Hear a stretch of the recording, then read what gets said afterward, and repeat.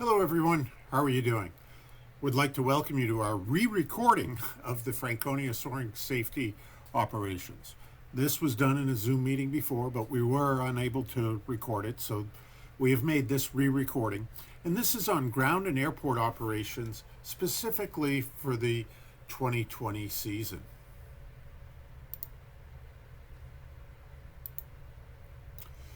So if we talk about ground operations, where does it all start? Well, it really does start right at the beginning of the day when you first show up at the airport and you're walking around.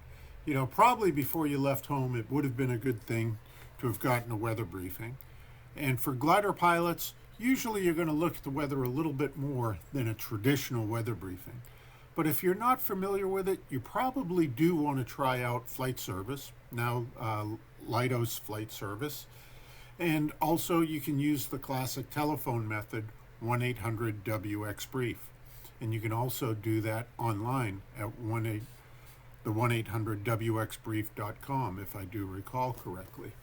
But you want to take a look at what's going on, because some nearby airports, temporary flight restrictions, things like that may have popped up. When you do get to the airport, just as you're walking out of your car or whatever else you may be doing in the morning, walking around, having that cup of coffee, take a look around. Has anything changed? Take a look. What other cars are there? Airplanes, bikers, paragliders. Also, note for stuff left out. You'll be surprised. I was at the airport today, and out in the middle of the runway was some garbage, probably from some bears or something like that. But I've showed up in the morning and found that all of the traffic cones from the parking area were all out on the approach area of runway 18. Looked like somebody had practiced short field takeoffs and landings and had set out cones to use for marking. So you want to take a look. Also, take a look is tow hooks, flags, things like that from our own operation left out. That'll tell you a little bit about how it was put away the last time and if people were in a rush or not, and that you may need to focus on some specific things that day. It's also a good idea, to start getting items set up. The tow pilot usually will work on getting the tow plane set up. Get the carts out, first thing in the morning. Make sure they run. Check them for fuel, oil, that sort of thing. I know myself, many times when I get there first thing in the morning, if I take the carts out, I park them so that they can be seen on the webcam. That way people know that there's already somebody at the airport. It's good to get the cart and the launch equipment all set up, with all the appropriate weak links and everything, and also getting a tow rope set up, usually done by the tow pilot. And then you can go ahead and get started on pre-flight and take a look at the aircraft. That first pre-flight of the day, especially the first pre-flight of the weekend, if it's been sitting all week, will tell you a lot about the aircraft and how the day is going to go. And what I'm really getting at is preparation now avoids the emergencies later. Think about all of those times that you've had to run back for a weak link or something like that just because it was not set up first thing in the morning. It really does help. Classic preparation helps you be prepared for what's coming forward. One of the things that we started doing a few years ago with our ground operations was a morning safety briefing. And we'll get together as the club, standing around. In the COVID-19 world here, we're always well spaced. And the morning safety briefing, the lead on that should be the instructor on duty. If we don't have one, commercial pilot or tow pilot should take the lead on it. And if not, the DO. What this really is, the morning safety brief, is just a pause for safety. It doesn't mean that we can't have started operations already. In fact, many times it's good with a lot of students if you're doing just a few pattern tows to get started beforehand. Typically, we'll do the morning safety brief right about 10 a.m., but there's no issue with getting in a few pattern tows ahead of time or anything like that. It's also a good idea and I do this usually on the back of the DO log when I'm running it, is just to write down a few notes about the safety briefing so that anybody that shows up late may have some awareness and can talk to the DO about it. What we have been using, although it is not absolute set in stone, but we have been using a mnemonic device of Aware, which had been picked up from Simuflight many, many years ago.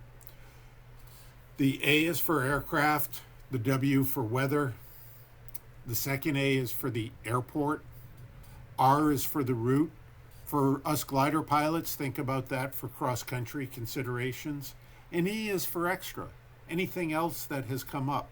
What we really want to do is a safety reminder, and if we've had any sorts of events or occurrences recently, or things that people have noticed that can help improve safety and awareness, that is a terrific time to bring that up. It's always a good reminder. Now I'm going to segue a little bit because over the years that I've been a member of Franconia, we've seen it look more and more like this, is there's more private ships than any other time that I remember at Franconia. And one of the things you want to be aware of is distractions, is if the owners and pilots of the private ships are rigging their gliders, you don't want to be a distraction to them, because that can have some significant safety implications for them, the tow pilots, and all the other members. But that being said, you do want to be willing to offer help, is checking with them occasionally to see if they need a tow down, or maybe they need some help rigging wings or something of that nature. I know I myself, I like to grab the students to have them help me rig the wings, because it's one of the few chances that they will learn about the assembly of gliders before they take their check ride, since most of the club gliders stay rigged for the entire season. Also, another point where many private owners will need your help is what's known as a positive control check, an absolutely essential item that needs to be done for any glider after it's rigged. And it will vary. Some gliders have automatic control hookups. Others have a little bit more challenging hookups and safety pins and things like that. In competitions, you'll normally see that the person that did the positive control check with the pilot will put their initials on the tape, the wing route tape, along with the date. But the most essential thing is that a checklist is being used, that it's not being done exclusively from memory. Also, for the private ships, another issue as we get into more and more cross-country flying is tracking.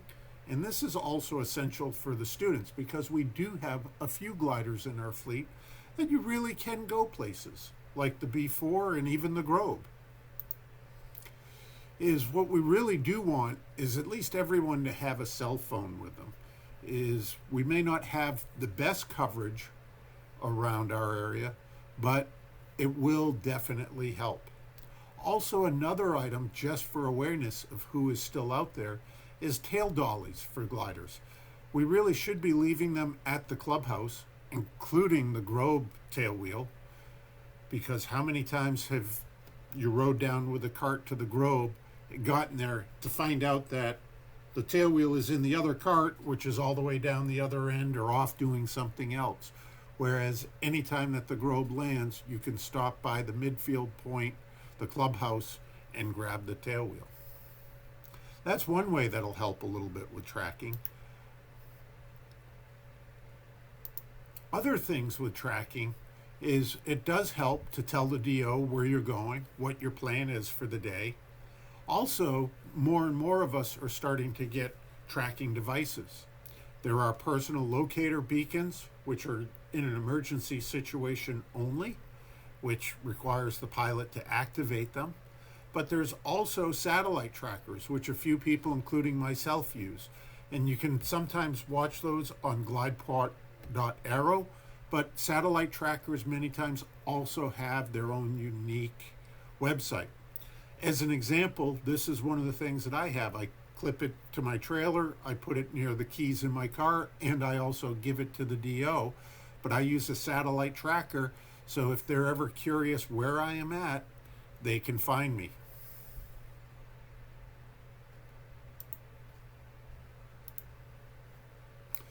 Some other little helpful hints and tips. There we go. I got to get that out right. But operating around and on the airport is radios do help. Even if it's just for awareness, so you hear somebody calling in and landing. Especially in the higher performance gliders, you'll hear people call 10 minutes from landing, 5 minutes from landing. You may not be able to even see them or know where they're located, but it at least gives you awareness, that big picture, if we were to say that. Also for the golf carts, and this is a challenge that we sometimes have with the newest junior members, because it's some of the first times that they've had the responsibility of driving the vehicle. But recognize, the golf carts and other items are not the Baja 1000 race. Take it easy. I've had circumstances where people have pulled out onto the runway in front of me in golf carts and made me a little excited as the pilot in command before. Also, you want to make sure that you do stop the cart before getting off. You don't want to try to jump off and run alongside the cart, you don't know where exactly it's going to stop or anything like that. And just like a glider, you want to use the brake, but you don't want to rely upon it, i.e., let it slow down quite a bit before you're hitting the brake.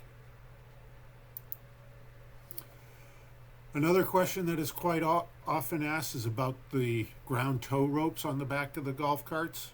They actually store very easily and come out untangled if you just pile them up on top of themselves, kind of like we do with a tow rope in the bucket, versus trying to do anything fancy with it. And you don't really want to be driving around dragging that rope. Just recognize it changes the length of your golf cart from 8 feet to 40 feet or whatever it may end up being. And that means much wider turns and everything else. And the last thing you want to do is catch the corner of the picnic table or something while you're driving along while people are sitting on it. And also being aware, cell phone usage. Just like operating an aircraft or whatever, you don't want to be talking on the cell phone while you're driving. If you have to take a call or something like that, pull over to the side of the road, or pull over to the side, or swap drivers, or whatever else it may be. You just don't want to be using your cell phone on that. Now, moving a glider on the ground operations, here's just a few tips and tricks to think about. And all of this information you can find right in our member area. It is in the document, the Franconia Soaring Association Glider Preparations and Ground Towing.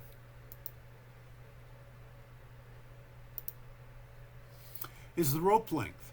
We always want the rope to be at least more than half of the wingspan of a glider. Most gliders are 15 meter. We have quite a few private ships, including the Globe, that are 18 meter wings, and it's not even unusual to see 20 or 21 meter gliders flying at Franconia. So, we're talking really the length of the rope is at least 10 meters, half of a 20 meter wing length, probably closer to 12 meters. And, that's a good 30 to 36 feet in length for it. And the whole reason is just in case, the person walking the wing or whatever falls down and the glider starts to pivot on its CG hook or something, that the wing doesn't come around and catch the people on the golf cart. Canopies. You should definitely have the canopies closed and latched while you are moving a glider on ground tow. The controls should be tied back in the glider, and specifically in two-seat gliders, they need to be tied back in the pilot in command position. Do not ever, ever, ever tie the controls back in the secondary seat or the passenger seat. You always want to do it from the front seat, what is normally the pilot in command position. Speed should be no more than a walk. You don't want to go too fast. You'll lose control. Your wing runner can fall, whatever it may be. And many of us are getting a little bit older in our age, as you can tell by even the gray hairs that I have, is most of us cannot go quite as fast as we used to. Pivot and turning, such as we see in this glider here in the bottom picture, with a tailwheel dolly, it might be pretty easy to do a wide sweeping turn, but not all gliders are that way, including many of our club gliders. The 233 has a fixed tailwheel along with the 126. If you need to turn those in a very, very large arc, you can do a slow, easy turn without having to pivot it. But most turns, you're going to need to actually pivot it from the nose. Hand signals are very simple. To the driver of the cart, always be ready to holler, to speak loudly enough that they can hear you. But if you just kind of pat your hand with your palm facing down, that's to slow down. If you put your palm up vertically to the driver, that's to stop, or along with emergency stop of waving your arm. If you want them to go faster, you can face your palm up towards the sky and move your hand up, and that is a signal to speed up. Also, you can use, for speed up and slow down, you can use your thumb in the same manner, point to the sky showing it up, or point it showing down. For some people with their vision, that may be a little bit difficult to see from 30 plus feet away. And if you do come up to the tow line off the back of the tow plane, what you want to do is stop, move the tow line out of the way, and then continue on. Normally, the tow pilot will work to try to minimize the impact of the tow line sitting out if they are not going right back in and out. But occasionally, it may happen that they needed to run to the bathroom or something like that quickly and may not have pulled it all the way in. The wing walker. What do we want to do when we're moving the aircraft on the ground? Is at Franconia, almost always we're going to be using the golf cart with the ground tow rope and a wing walker. There are some locations that will use the wing wheel with a tow bar on a vehicle, but we try to not do that at Franconia, specifically because we want to minimize the number of vehicles operating in and around on the airport, and also the tracks that may occur from those vehicles. It will happen occasionally, but it is very rare. Almost everything we move, glider-wise, we're going to be moving by the golf carts. Normally, and this is 99% of the time, you're going to only have one wing walker. The preferred position, which is normal, is for them to be outside or away from the runway. And there's multiple reasons for that, especially at Franconia. First and foremost is it helps them with the depth perception to be able to see obstacles and better spacing as we're operating up and down along the edge of the runway. And we'll take a look how most operations exclusively will take place on the west side of the runway, towing back and forth. At Franconia, also, by doing that, you're almost always on the upwind wing. That's where you normally want to be. And at Franconia, we normally have winds that go anywhere from the north to the southwest, occasionally moving due south. It's exceptionally rare for us to be flying with an east or southeast wind, because that usually is on poor weather days. So that helps. Definitely not third on the list, probably more so first, is the safety aspect of it. Is in reality, gliders are replaceable, but people are not. So if somebody were to lose control taking off or landing or something like that, or there was an aborted takeoff and somebody had to pull off to the side of the runway. And if they did not stop in time, we would much rather have them hit the glider and have it be an obstacle that allows you, the wing runner, to get out of the way. Whereas if you're on the inside towards the center of the runway and something like that happens, you're the first one in the line of sight. We don't want that to be the case. So almost always, but it's not always, but almost always, you'll walk the wing away from the center of the runway at Franconia. There are times where you may need more than one wing walker. That may be 2 or 3. You might need one on each wing. Just be careful, as you don't want to be twisting or fighting each other on the wingtips in relation to it. Also, in strong wind conditions, you may need to have someone in the cockpit to fly the aircraft on the ground. That's because of exceptionally strong winds. The thing to recognize there is if you're at the point that you need 2 or 3 wing walkers, why are you going flying? Really, about the only time that should be occurring is if the weather has moved in quicker than anybody had planned and you're just trying to get the glider to a tie down. That's about the only time you really ever should see 2 or 3 people walking the aircraft. So what it does come down to, when you need one, use one. But when you need 2, be sure to use 2. Don't get going and wish that you had a second wing walker. If you need it, call and ask somebody, holler on the radio, whatever it takes. Don't pull it out of the shade of the wind, out of the trees, until you have that second wing walker. Use what you need to as appropriate.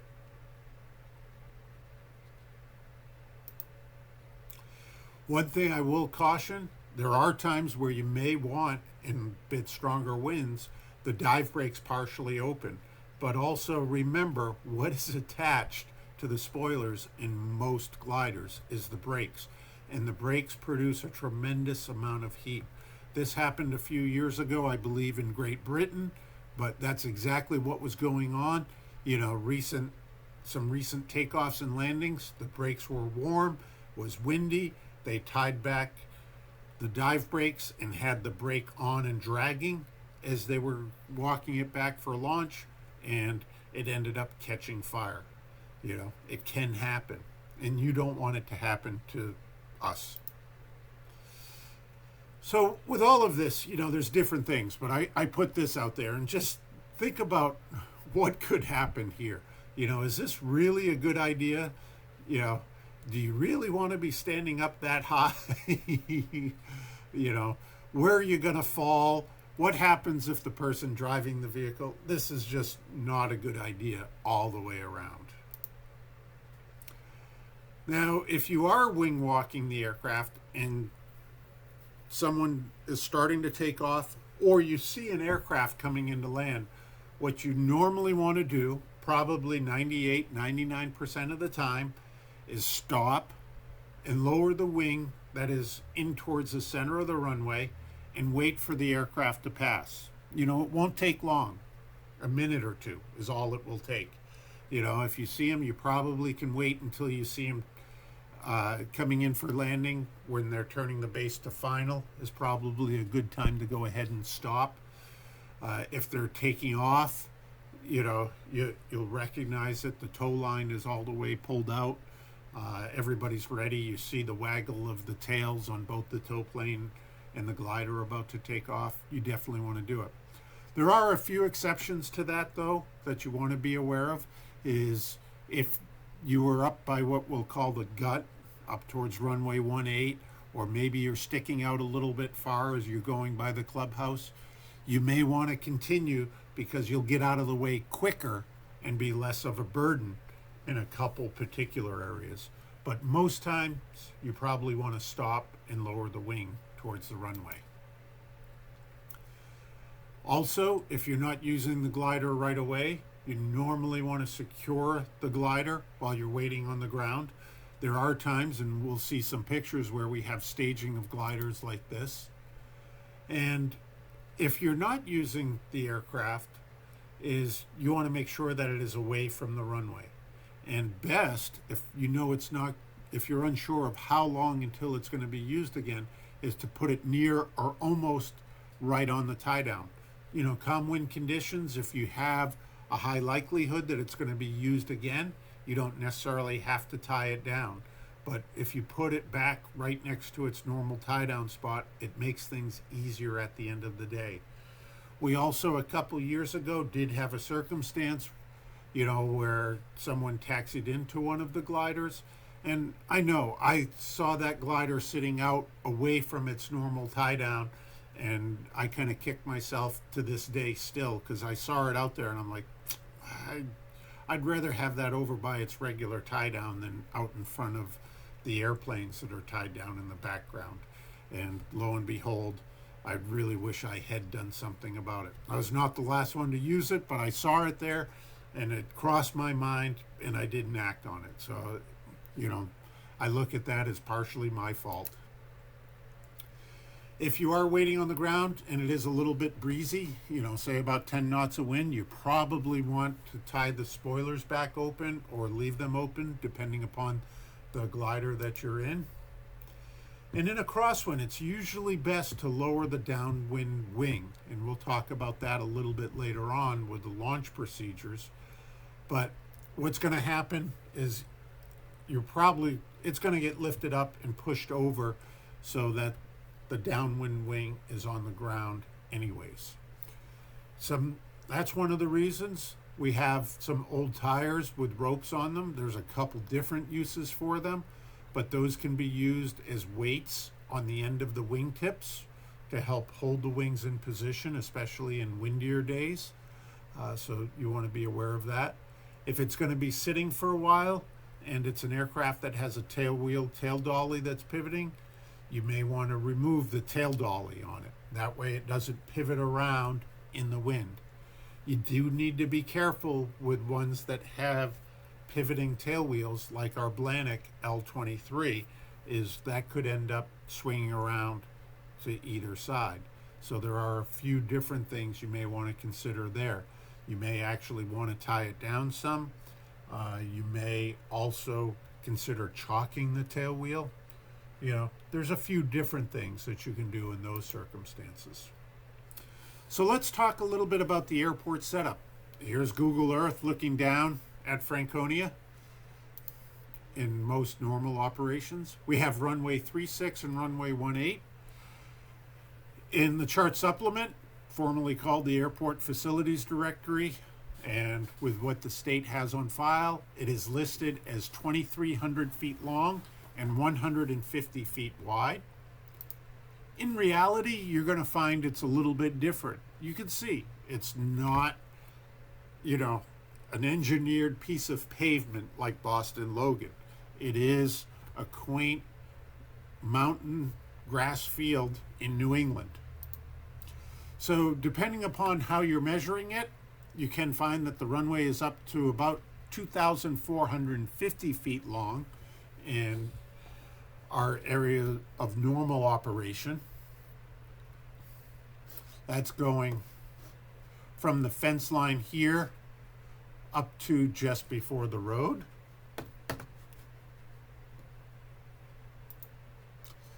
It is 260 feet wide at the south end of the runway. That, as you may notice, that is our widest end. It is about 200 feet wide here at what I am calling the gut by the Grove hangar. We actually have cleared some brush and are working on remediation of the soil to get some grass to make that a little bit wider, maybe another 20 feet or so this year. And its narrow end is up here at the north end. It's about 190 feet wide. Part of the reason why is it gets a little bit hillier over in this spot, and there is a drainage ditch culvert along with some brush in this corner, so it makes it a little bit narrower on the useful width of the runway at the north end. At the north end, we also have about 100 feet of cleared area on the other side of the road, what I would call an overrun. It has been used before when brakes don't work. I can attest to that, but it's not what you normally want to use. And in a joking manner, be sure to look both ways before you cross the street. And I just mention it only because if heaven forbid we ever had somebody that got so low on final that they weren't going to make it over the fence or whatever, we have an area that's about 400 feet long that I'm calling a fenced in displacement on the south end. Do note this area here is a gravel pile, and that has significant implication. It's not that you ever would want to use that area, but that's about how long it is if something bad happens. So let's take a look at the airport setup and how we will tend to move aircraft around. We have some major taxi lanes, probably the most major one that goes from the Globe hangar, and we have had yellow cones set out there by the gut to the windsock pattern indicators, which starting this year, we've started using yellow cones there also. This is typically where you're going to see the ground operations of gliders being towed. Is right here. You'll tend to be in a little bit closer. You may need to go out and around a little bit, especially if the 233 is in its tie down area or around the clubhouse. And also if private gliders, which are normally stored in trailers here, are being assembled and are pulled out. But that's kind of the major taxi lane for each direction. For runway 18, what we typically will do is go out and around what I'm calling the gutter or the narrows. When it is clear, you do want to stop and look and check for traffic before going here. Do use caution for the Globe hangar. This is part of the reason why, if you're walking the wing, you want to be normally on this side, is it'll help you be able to see any obstacles and be able to holler to get the golf cart driver to stop. And then once around the gut, we'll go down this edge. Usually it's better to stay out of the sandy area until we get the soil remediation done there, and go down the edge. And you can even go up on the hill, and you want to stage a little bit up on this hill because it'll make it easier to bring the aircraft down.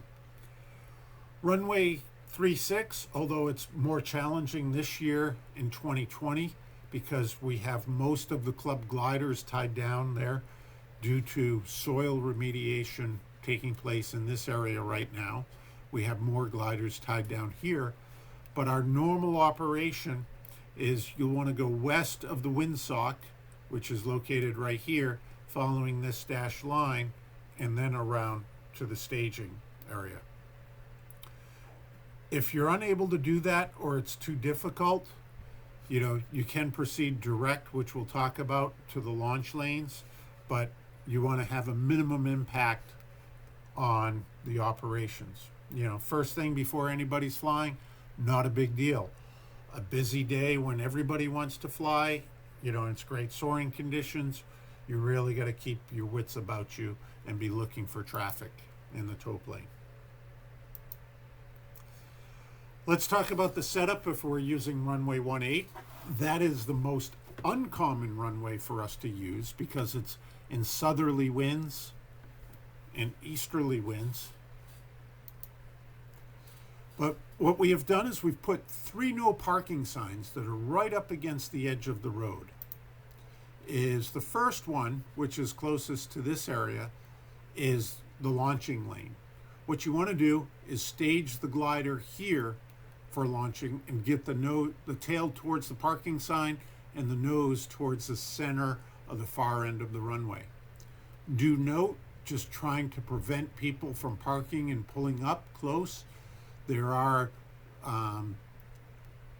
very thin fiberglass poles like you'd see set up to mark for the edge of snowbanks or something, set on this corner here, specifically to keep cars and people from interfering with that. The second sign specifically marks the center of the runway, and this is basically set up for about 18-meter wingspan gliders. That's all that it does. It shows you, okay, this is the center of the runway. This is what I want to be aware of. And then the third one is set over on the far side here and is kind of set up to be a landing lane. If you come over between these two signs in landing and go towards the far end center of the runway, you should be able to stay clear of any staged glider in that area. The carts and equipment you see by the blue circle will want in the most northwest upper corner.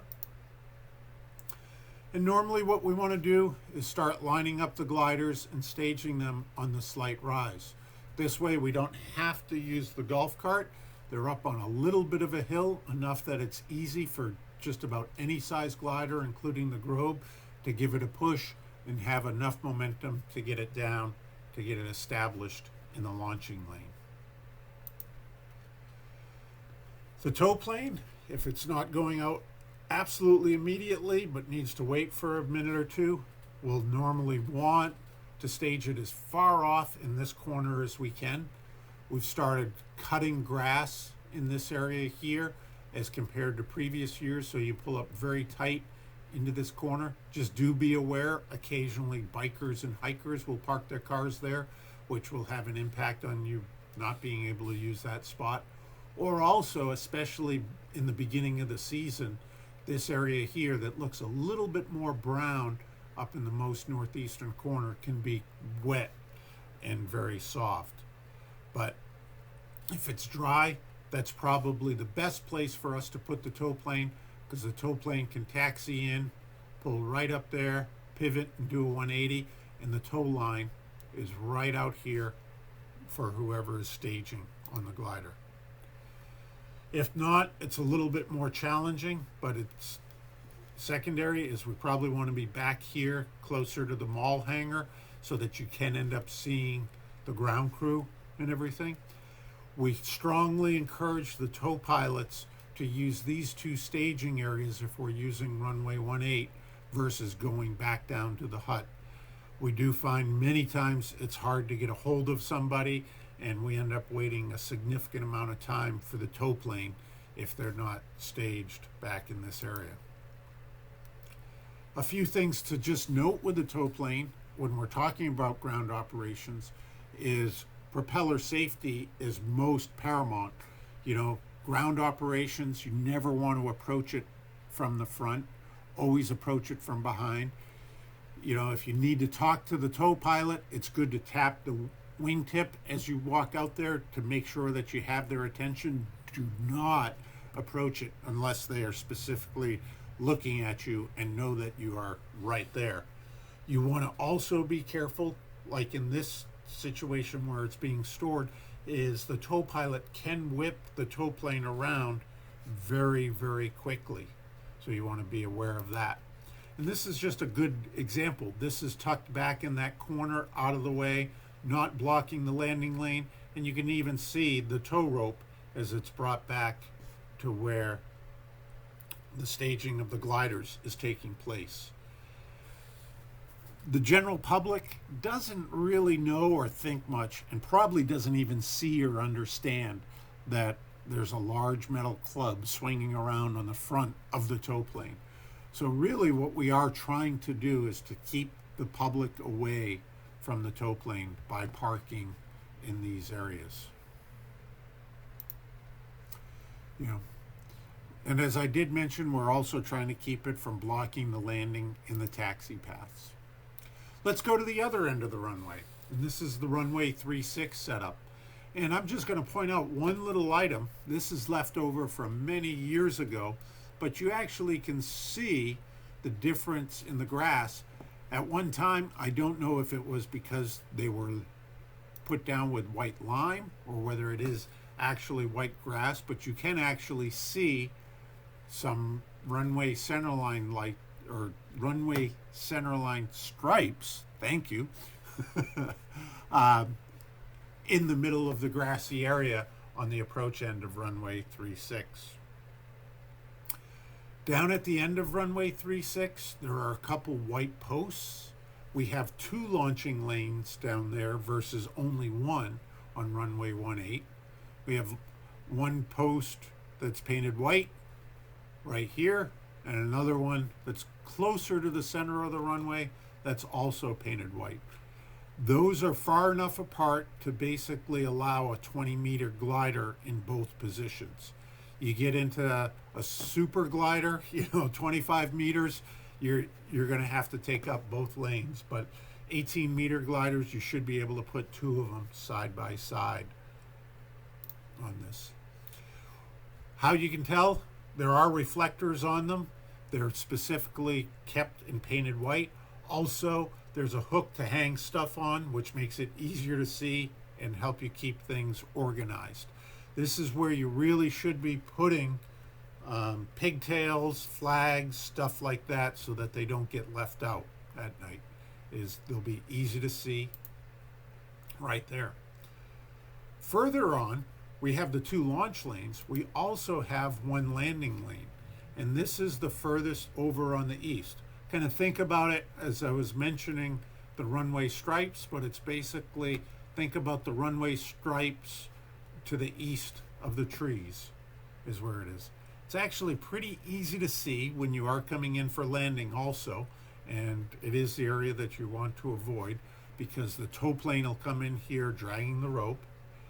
And what has happened from time to time, what makes it easier to see, is all the nice new white boards on it. And why is that? That's because tow pilots have been guilty, I included, of coming in just a smidgen too low, and the end of the tow rope ends up catching a board on the fence and cracking or breaking it.